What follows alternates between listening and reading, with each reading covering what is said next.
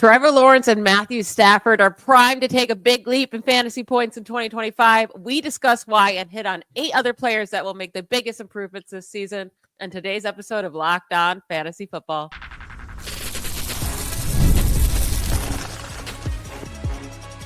You are Locked On Fantasy, your daily NFL fantasy podcast.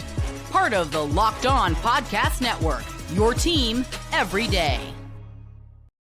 Welcome into the Locked On Fantasy Football Podcast. Thank you for making us your first listen every day. I'm one of your co-hosts, Michelle Magdziuk, and when I'm not doing this, I'm a researcher and fantasy analyst with NFL Network. And I'm your other co-host, Vinnie Iyer, and I'm not doing this. I'm writing about NFL, fantasy, and betting for sportingnews.com. Today's episode is brought to you by Monarch Money. Take control of your finances with Monarch Money. Use code LOCKEDONNFL at monarchmoney.com for 50% off your first year. On today's episode, we are going to talk about 10 players that will make the biggest jump in fantasy points from the 2024 season to the 2025. You and I are both going to name 5 players each. And let's just get right into this right now. Who's your first player that you think will make a big jump from compared to their points that they scored this season? Yeah, it was easy for me to do this. It was Matthew Stafford. And I look at Matthew Stafford. He was QB 30 overall, however you look at it, average scoring, total scoring among the quarterbacks last season. We didn't have high expectations for him at all last year. We thought, okay, he could be in decline. What is going to happen with Cooper Kupp and his injury? Are they going to find some other guys other than Puka Nacua to come through? Well, it kind of materialized the way we thought, right? In terms of Puka Nacua was the guy, but then you had injury issues with him. Cooper Kupp wasn't available for a good chunk of the season. And then they had a lot of rushing touchdowns from Kyren Williams. So you didn't really get any of those touchdown games. He did have some good yardage games. But then at the end of the season, back half, when Kupp and Nacua were on the field together, the offense was kind of back to normal, so to speak, and some touchdown regression happened with the running game. Then you saw some numbers go up for Stafford, and this team surged as well. I mean, it started slowly, and at the end, they were in the playoffs. So I look at the Rams as they can be a slow starting team and get hot and get there. And Stafford, I think, just fell in line with that. So now you're looking at Davante Adams in the mix, which is a big deal because he's such a big touchdown scorer. So already you have a guy in the red zone he's going to look to a lot. Cooper Kupp was also a pretty good scorer, but we know Adams is going to come into the season fully healthy with Nacua. And Nacua is not going to have any issues from the year before. So now you've got 2 really top-notch wide receivers who can score a lot. And I would expect Nacua to score a lot more as well. So when you look at this combination alone, there's a lot of guys there. I think they'll look to upgrade a tight end in the draft. I think they can make it as a high priority as the first round. So when you look at that, I think this team is going to be all about improvement in just production overall. They're going to score more points. I think Kyren Williams is now locked in as a back that you got to pay attention to. They've kept the key piece in their offensive line. Alaric Jackson is back at left tackle. I think they'll upgrade some of their other weaknesses, and this offense will really be looking great. And don't forget about Tutu Atwell coming back. He's also a key guy that they can work in the middle of the field. So I really like what the Rams are doing, and I think, again, Sean McVay offense with Stafford looking healthy, all those things add up to a big, big year for him and his wide receivers. Yeah, I think getting Davante Adams is huge. His passing touchdown percent was very low last year at 3.9. That's not really been Matthew Stafford's issue in his career. He's normally around 5%. So right off the bat, he should improve there, and Davante Adams will help him do that. And he was just unusable last year, right? At 13.4 points per game, he did not offer you barely any good weeks. So I do expect him to be a usable streamer next year because he's normally around. He has had those years of 19 fantasy points, 20 per game, but even like his down years used to be 16 fantasy points per game, right? So even if it's not like a fantastic year, I still expect it to increase by at least a few points per game. So I like that pick there. I think you and everyone else is going to be very shocked by my pick if you've been listening to us for a while, because I've always kind of been a hater on this man, but it's Trevor Lawrence. And it's not easy to be better than what he was last year. Don't get me wrong. He was the quarterback 27 overall, quarterback 23 in average points per game, scoring just 14.5 points per game last year. Only played 10 games, got injured. he's only 25 years old. There's still plenty of time for him to truly have that huge breakout year that we're all waiting for, right? And there's two reasons why I think it could happen for them getting Liam Coen and what he did with Baker Mayfield. I think the biggest part of what we saw with Baker Mayfield is all of a sudden Baker started running and scrambling and using his legs. Now, maybe that wasn't Liam Coen telling him to do that, but Baker never did that. He was always in the 100s, like low 100s for rushing yards in the season. And then last year he was at 378 rushing yards. Trevor Lawrence needs to run more. That's just, it needs to happen. And I do expect he will with Liam Coen. Now he gets Brian Thomas Jr. in his second year. I think that will be huge for him. And then also just in general, we saw Baker Mayfield's passing touchdowns just explode with Liam Coen as well. Maybe I'm giving Liam Coen too much credit here, but I do think in this new system, it's going to help out Trevor Lawrence. So I'm not going to get crazy and put Lawrence as a top 12 guy, but I do have him at quarterback 14 right now, right next to Bo Nix or right behind him. And I won't be surprised if he outproduces Bo Nix or Jared Goff or even Patrick Mahomes. Yeah, I mean, you know one thing about this. Any of these Rams, McVay adjacent offenses, and Liam Coen did spend 1 year with Sean McVay. I think it was very fruitful because it also created that relationship with Baker Mayfield in that short period of time where he could click and call the right plays for him and kind of know what he could do as a number one overall pick. Well, I think you should know what Trevor Lawrence can do. And no offense to Baker Mayfield, but physically, the talent is there with Trevor Lawrence. Like he's big, strong, has a better arm, has more athleticism. He's got everything in spades that Baker Mayfield has. So, again, coaches like creatures of habit and parallel to things that they know.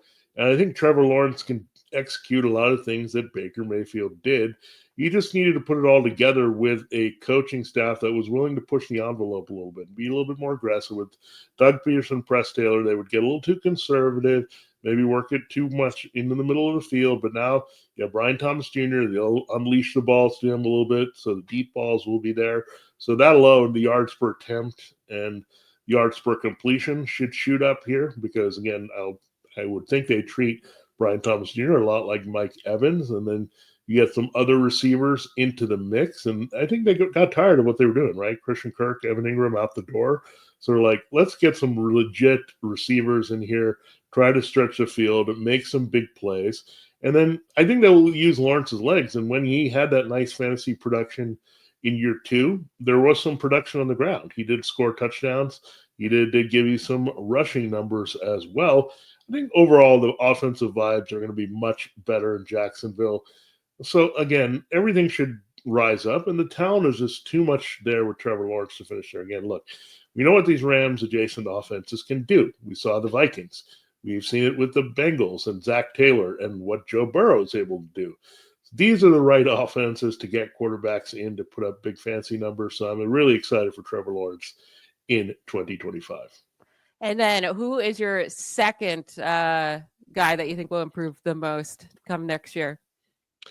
Yeah, it's Xavier Worthy. And I just look at the stretch run of his Chiefs season as a rookie. I think the light really went on for him. And then the Super Bowl, it all came together. I know it was a lot of garbage time in the Super Bowl, but he looked dominant and uncoverable at times when they were just chucking it up to him.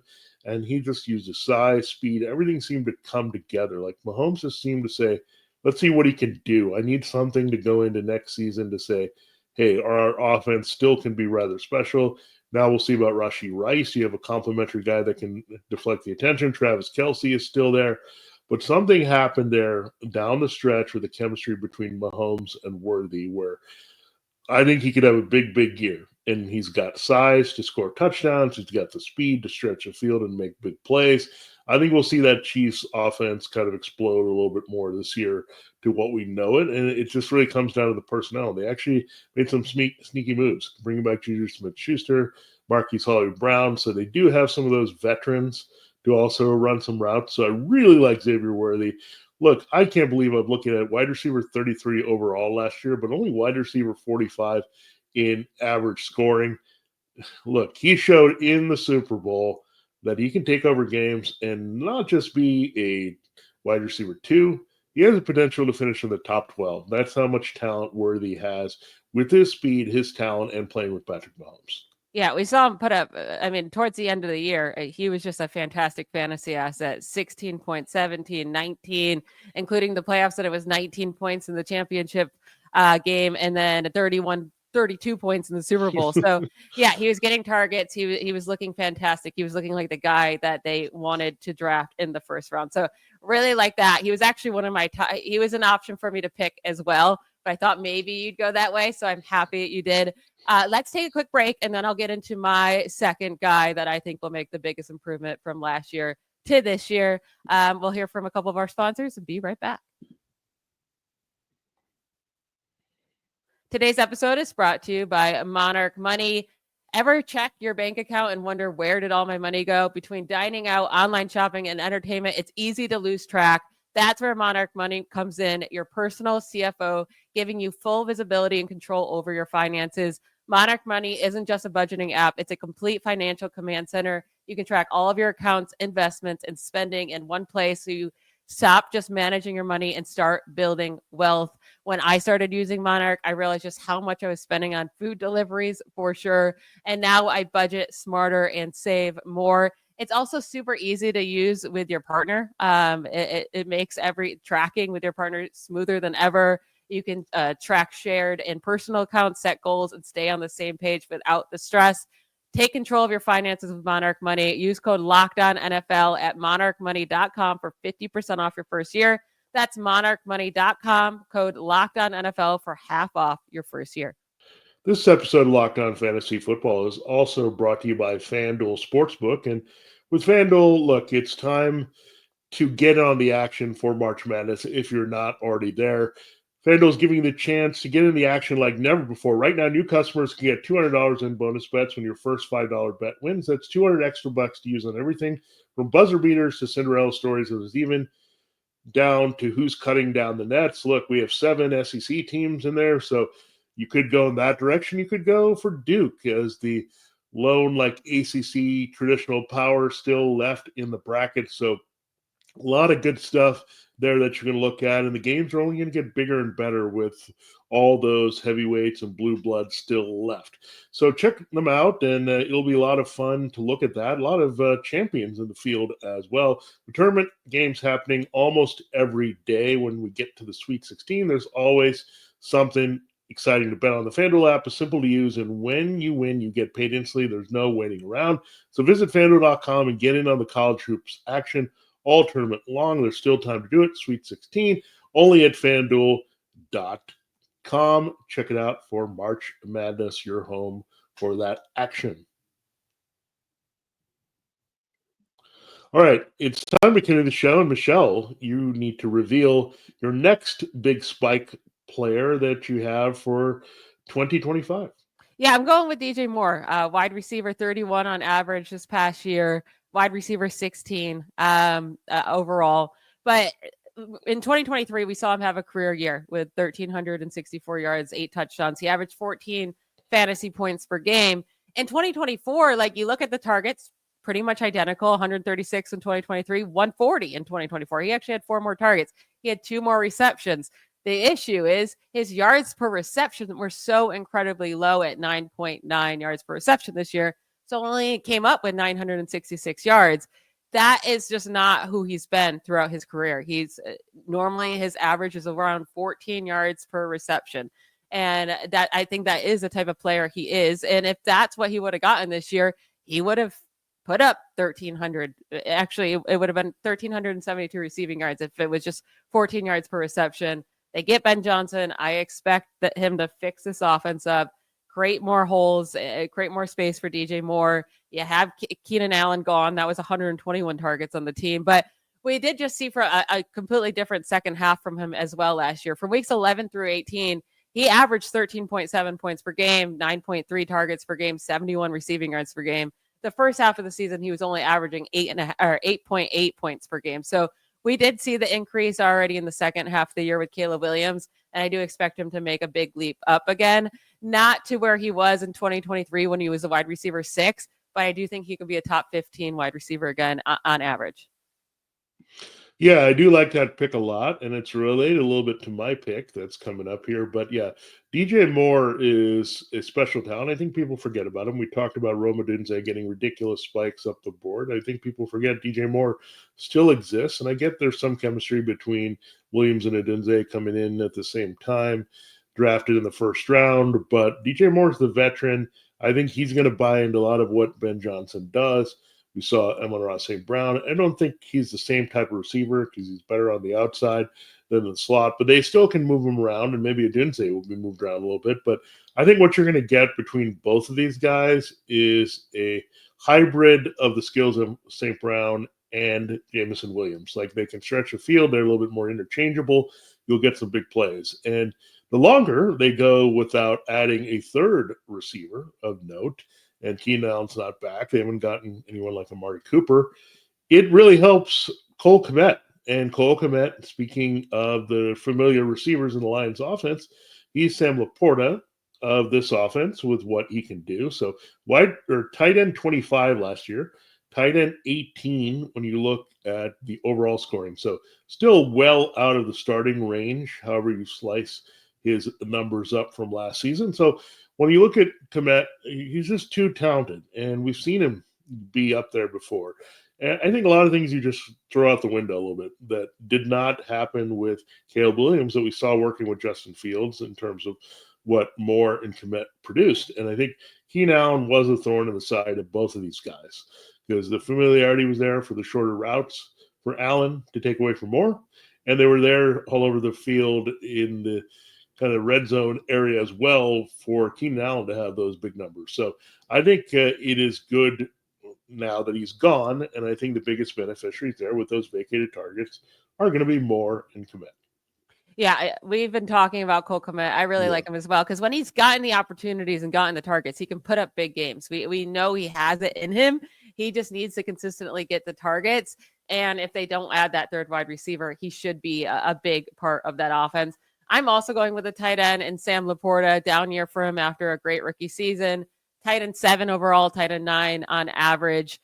I actually think the Ben Johnson leaving thing doesn't hurt Sam Laporta. If anything, it might help it. Like if this is a less creative offense without Ben Johnson, that means Jared Goff is going to lean on his guys, the guys he trusts, right? And that's Amon-Ra St. Brown and Sam Laporta. I do think those are the two main guys for Jared Goff. You're going to lean on the big, huge dude in the middle of the field that you can trust and that he's been playing with the last couple of years.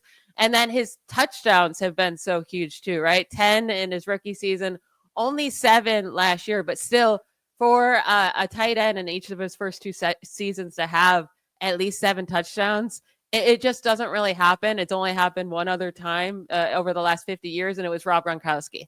And Gronk was always good at scoring throughout his career. It never changed. He had 11 touchdowns in his 3rd season. So I do expect Sam Laporta to come through with a bunch of touchdowns. He gets a ton of red zone targets. Only Travis Kelce has more red zone targets than Sam Laporta over the last 2 years among tight ends. And then also like his targets, were scary that they came down last year, but the second half of the year, they went right back up to what they were in his rookie season. So I expect a big bounce back from Sam Laporta and put up way better numbers than he did this year. Yeah, those are the 2 tight ends we're looking at. It's funny. I mean, one guy gains the coordinator, one guy loses it, but this is what we talk about with talent. The talent just is always there, and better coaches know how to use talent, and Laporta is an established talent, so they're not going to take him away. And Kmet is a pretty athletic guy himself, so I think they'll give him some opportunities. Now, my next guy that I have is a running back, and look, it's been up and down. It's frustrating if you've drafted this guy really high, but it's Breece Hall. Last year, he was RB18 overall, RB17 points per game and half a point. But do you think this is high enough? No. I mean, this guy is special. And I think you're finally going to get a coaching staff that knows how to use him. I mean, we know this. I mean, Breece Hall coming back from his knee injury has been a little bit slow, but the usage has been bad. The offense has been dysfunctional. What I do like about this, speaking of the Lions influence is here with Tanner Engstrand. So I think when you look at Breece Hall, there's a lot of Jahmyr Gibbs potential. He should be what Jahmyr Gibbs is because he's an explosive back. He's very good in the passing game. He's just great in the open field. And look, Braylon Allen is there, but I don't expect him to put a huge spike. But when we draw parallels, like we like to do here, I would say he could be the David Montgomery. He could be the complementary kind of power back. Well, Hall is the guy that kind of is the catalyst for this whole engine, right? Get him going. He explodes for some big plays. So I think Breece Hall has been an untapped talent here. And I think it is almost a minor miracle that he finished in the top 20 based on the way he was used and just the offensive dysfunction between Nathaniel Hackett and just getting guys in there. So Breece Hall, big rebound season. I like it. I think the talent is still there, and I think you'll see it manifest a little bit more like we saw early in his career. Yeah, I mean, it should definitely be better than last year, right? And my biggest worry is now with Justin Fields there. Will he get the targets? Because he really does rely on that for fantasy, because I don't know how many rushing touchdown opportunities he's going to have, especially like we don't know how much the Jets will be scoring, right? Probably not much. And then Braylon Allen's there to steal some work. So I'm going to be staying away from Breece Hall, but I won't be surprised if he does a little bit better than this last year.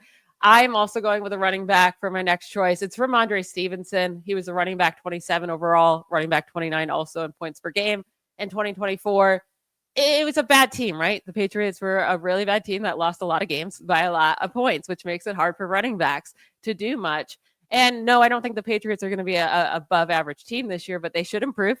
Hopefully they'll stock up on some weapons in the draft. And with Drake May in his second year and with Josh McDaniels there as OC, they should be a better offense. And hopefully they can also pick up on defense too to make games closer for Stevenson. But last year, he only averaged 10.6 points per game in half PPR on the season.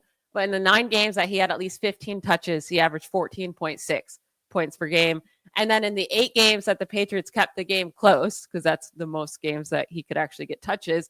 And I'm looking at games here where they lost by 5 or fewer points or won the game. There was 8 games that happened. He averaged 15.8 points per game and 20 touches per game. So if they can just keep the game somewhat close, I'm not even saying win them all, but just don't get demolished, he's going to be much better this upcoming year. Yeah, when you look at this overall situation, I think Stevenson is going to be just kind of the focal point. And you make some good points on the other hand with Justin Fields. But I think with Drake May, I think it's another mobile quarterback. And I think it actually helps these guys when there's a mobile quarterback because you have to pay attention a little bit. I think May is a better athlete.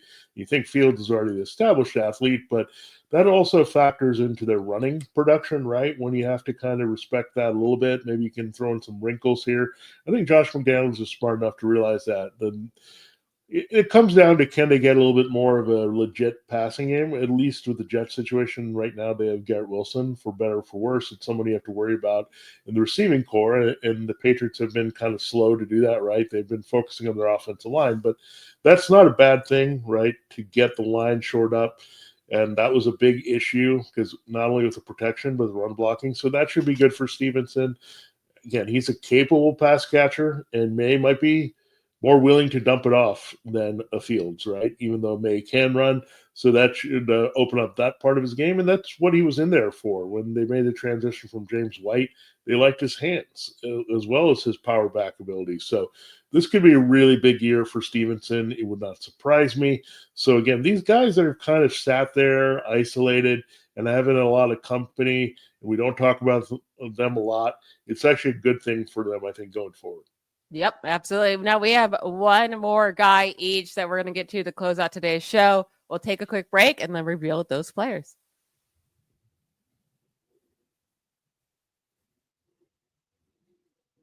All right, Vinny, who is your last guy that you feel good about taking a big leap forward from his 2024 production this upcoming year? Yeah, I was looking a little bit deeper on the list, and I thought Deebo Samuel.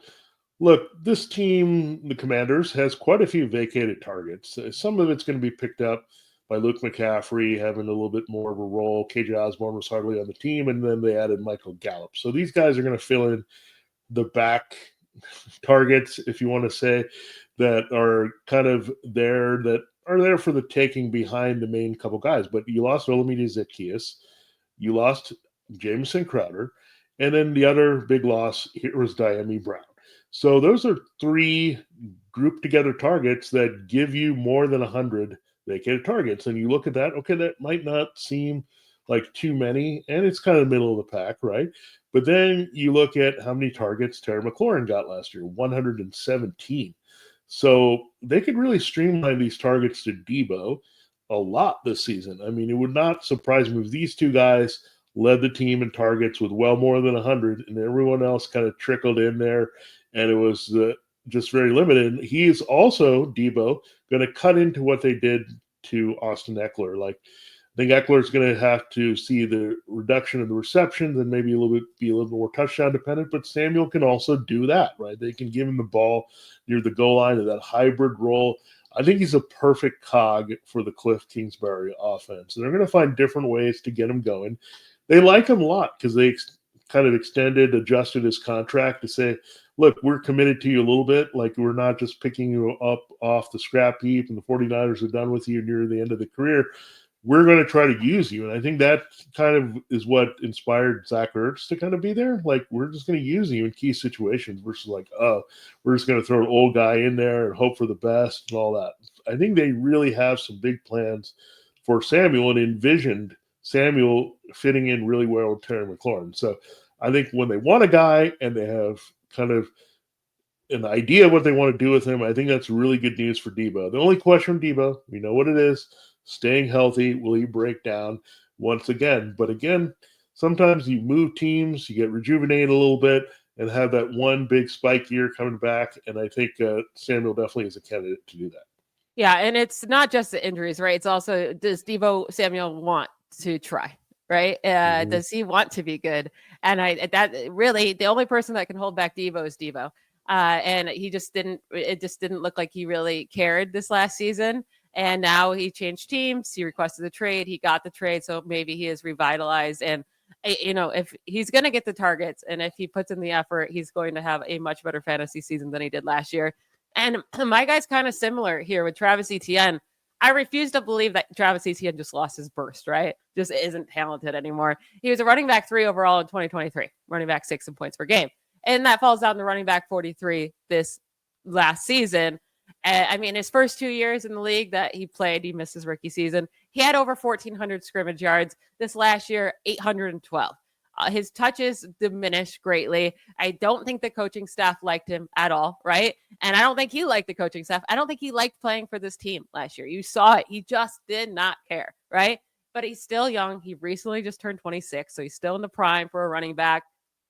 He got the hamstring injury in week 6 that maybe he was dealing with throughout the season. I will say, like, the first few weeks of the year, it wasn't too bad. And then it just completely fell off the rails after that hamstring injury.